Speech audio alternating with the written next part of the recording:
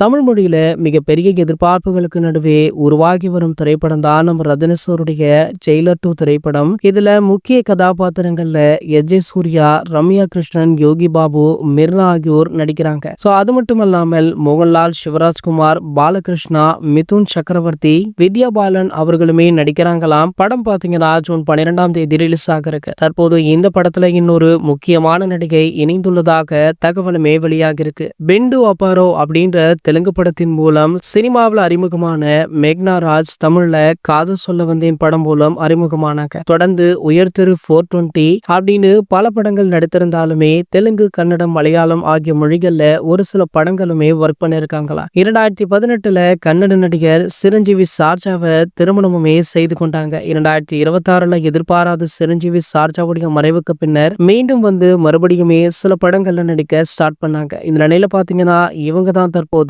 Jailer 2 திரைப்படத்துல சிறப்பு தோற்றம் ஒன்றுல நடிக்கிறாங்களா. மேலும் ஜெயிலர் 2 திரைப்படத்துடைய 80% படப்பிடிப்பு நிறைவடைந்து விட்டதா. அடுத்தடுத்த அப்டேட்டை வெளியிடுற முனைப்புல படக்குழுவுமே அதிரடியாக காத்துட்டு இருக்காங்க.